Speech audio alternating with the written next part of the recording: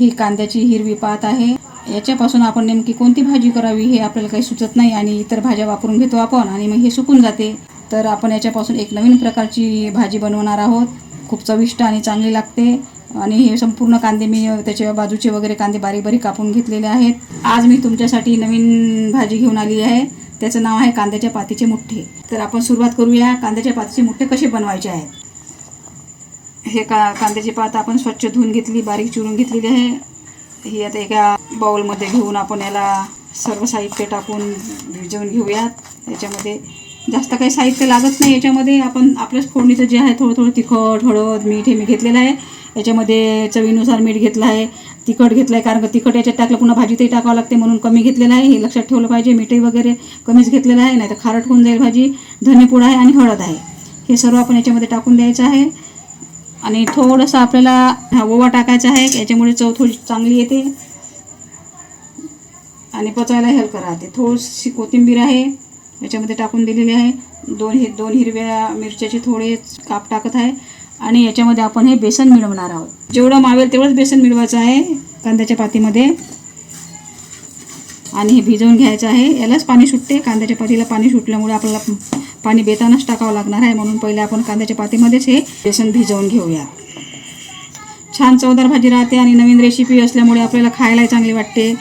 आणि नावही नवीनच आहे, कांद्याच्या पातीचे मुठ्ठे. सहसा कांद्याचे पात आपण पोह्यामध्ये कुठल्या याच्यामध्ये आपण नाश्त्याच्या याच्यामध्येच टाकतो असली म्हणजे, नाहीतर वाळत जाते ती, सुकून जाते. तर आपण आता हे भिजवून थोडंसं घट्टसरच भिजवायचं आहे. आपल्याला हा गोळा तयार करायचा आहे. आपण याला छान मळून घेऊयात. हे छान आपण मळून घेतलेलं आहे. कांद्याच्या पातीमुळे त्याला जास्त ओलावा आला आहे, त्याच्यामुळे पाणी थोडं बेतानच टाकावं लागते. हे बघा आता छान याचे असे मुठ्ठे तयार करूयात आपण. बेसन असे छोटे छोटे मुठ्ठे तयार करून आपण याला वाफेवर होऊ देऊयात. 5 मिनटं वाफेवर झाले की ह्याचा पकड धरते. अशा प्रकारे आपले मुठ्ठे तयार झालेले आहेत. आता याला आपण छान वाफवून घेऊयात. त्याच्यासाठी मी काही डब्यामध्ये पाणी ठेवलेलं आहे, छान उकळी आली आहे. त्याच्यावर आपण ही चाळणी ठेवूयात आणि त्याच्यावर ही मुठ्ठे आपण वाफवण्यासाठी एक एक करून ठेवूयात.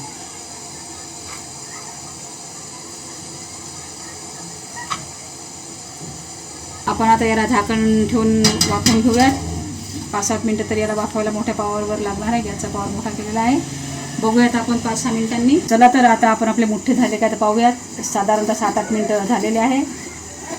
छान वाफ येऊ दिली आहे. वाव, छान झालेले आहे आपले मुठ्ठे. बघूयात आपण शिजले काय तर. हो, छान शिजलेले आहेत आणि चांगले पण झाले आहेत. बघा काहीच नाही लागत आहे सुरीला. तर आता आपण थंड होण्यासाठी ठेवूयात याला आणि गॅस बंद करूयात. तोपर्यंत आपण इकडे फोडणीची तयारी करूयात. चला तर आपले मुठ्ठे थंड झाले आहेत. बघूयात कसे निघतात ते. छान निघत आहेत.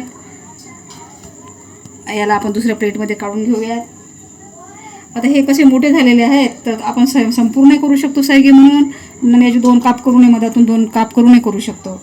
ऑप्शन आपल्यावर आहे, ते अवलंबून आपण कसं करायचं. तर आपल्याला वाटलं तर आपल्याला मुठ्ठे नाही बनवता येत, आपण थोडंसं त्याला ताटीला असं गोल गोल करूनही आपण पाटवडीसारखंही करू शकतो. तर आपले हे मुठ्ठे तयार झालेले आहे. छान सॉफ्ट पण झालेले आहे. तर याच्यासाठी आपण आता फोडणी करूयात. फोडणीसाठी मी साहित्य घेतलेलं आहे. 1 कांदा घेतलेला आहे, थोडीशी हिरवी मिरची आहे, कोथिंबीर आहे आणि हे 2 टमाटे आहे. याच्यामध्ये मी सर्व एकत्रच घेतलेलं आहे. हळद, तिखट, मीठ, थोडा मसाला आणि धनेपूड. तर याच्यामध्ये मुठ्ठ्यामध्ये आपण टाकलेलं आहे तिखट, मीठ, हळद वगैरे, त्याच्यामुळे आपण हे कमीच घेतलेलं आहे. थोडंसं आपण बेतानच टाकायला पाहिजे, म्हणजे तिखट होतं कामा नये, खारट होतं कामा नये, हे थोडंसं लक्षात ठेवूनच आपण घेतलं पाहिजे. चला तर सुरुवात करूया भाजीला. कढई ठेवली आहे, ती आता गरम झाली आहे. त्याच्यामध्ये आपण तेल टाकूयात. 1 ते 1.5 डवला तेल आपण वापरू शकतो प्रत्येक भाजीला. तेलसुद्धा गरम झालं आहे. याच्यामध्ये आपण थोडी मोहरी टाकूयात, थोडं जिरं टाकूयात. जिरं मोहरी छान तडतडलेली आहे. आता याच्यामध्ये आपण कांदा टाकूयात. लगेच हिरवी मिरचीसुद्धा टाकूयात. थोडंसं लालसर झाला पाहिजे कांदा आणि मऊ झाला पाहिजे म्हणून आपण 2 मिनिटासाठी याला झाकण ठेवूयात. 2 मिनिट झाले आहेत. कांदा लालसर झाला का पाहूयात. छान लालसरच झालेला आहे कांदा आपला. पावर कमी करूयात गॅसचा. जास्तच लाल झालेला आहे आपला कांदा. त्याच्याने आपल्याला चव छान मिळणार आहे. याच्यामध्ये आपण टोमॅटो टाकत आहोत. असाच मऊ होऊ देऊ. आपण जेव्हा कोथिंबीर चिरतो आपण वरून टाकतो, तर ही थोडीशी फोडणी जरी टाकली तर याची चव वेगळीच येते. तुम्ही टाकून पहा, थोडीशी चिरलेली कोथिंबीर फोडणीमध्ये टाकली आणि वरूनही टाकली तर त्याची एक वेगळीच चव येते. आपण टमाटा मऊ होण्यासाठी ठेवूयात. 2 मिनिट झालेले आहे. टमाटे शिजले का तर पाहूयात आपण. टमाटे पण छान मऊ होत आहे. ते सामुग्री घेतली आहे, हळद, तिखट, मीठ वगैरे, तर हे आपण टाकूयात. छान मऊ झालं आहे आणि एकजीव झालेला आहे. आता याच्यामध्ये आपण पाणी सोडूया. ऑलरेडी आपला मसाला हा शिजलेलाच आहे, तेलही सुद्धा सोडलेलं आहे. फोडणीची काय हे आहे की तेल सुटलं पाहिजे. प्रत्येकच भाजीची फोडणी एकसारखीच राहते, पण त्याला हे तेल सुटणं, मसाला चांगला शिजू देणं, जे तिखट मीठ आपण हळद टाकतो ते चांगल्या प्रकारे शिजू देणं, म्हणजे झाली आपली भाजी चांगली. आता आपण याला पाणी सोडणार आहोत. याला एक छान उकळी येऊ देऊ. त्याच्यामध्ये आपण ते मुठ्ठे सोडणार आहोत. मुठ्ठ्याला सुद्धा एक उकळी येऊन आपली भाजी तयार होत आहे. साधारणतः अर्धा पाऊण ग्लास पाणी टाकलेलं आहे मी. थोडं टाकून घेते कारण त्याचा शिजल्यामुळे घट्टपणा येईल, कारण बेसन आहे त्याच्यामध्ये. आता आपण झाकून ठेवून या, पावर मोठा करून एक उकळी काढूया. 4 मिनटं झालेले आहेत. याला उकळी आलेली आहे. तुम्ही बघू शकता, याला छान उकळी आलेली आहे. उकळ काढलेली आहे आपण. आता याच्यामध्ये आपण हे मुठ्ठे सोडूयात. मी काही कापून घेतलेले नाही, याचे मोठे मोठेच खायला छान लागतात. तर आपण याच्यामध्ये मुठ्ठे सोडून याला मुठ्ठ्याला सुद्धा एक उकळी काढून घेऊया. रस्सा आपला हा घट्ट येणार आहे, कारण हे बेसन शिजल्यामुळे याच्यातलं बेसन जे आहे ते सुटणार आहे, तर त्याच्यामुळे त्याच्यात घट्टसरपणा आपला शिजल्यानंतर येणार आहे. भातासोबत खूप छान लागते, पोळीसोबतही खूप छान लागते. मुलांना सुद्धा आवडणारी आहे.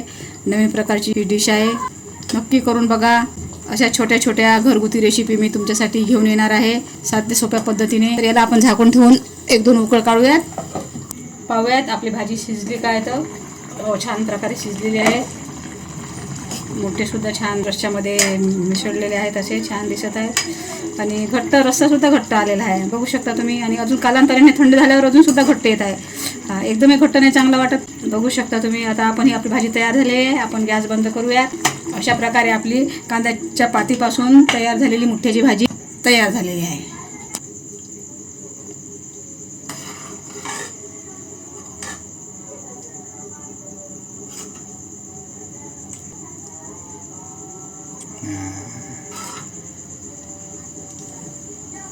हे अशा प्रकारे पातीच्या कांद्यापासून तयार झालेली पालीच्या कांद्याची मुठ्ठ्याची भाजी नक्की करून पहा. कशी झाली तर कमेंटमध्ये सांगा. ही भाजी आपली तयार आहे. सांगितलेल्या पद्धतीने आपण करू शकता. भेटूया पुढच्या व्हिडिओमध्ये.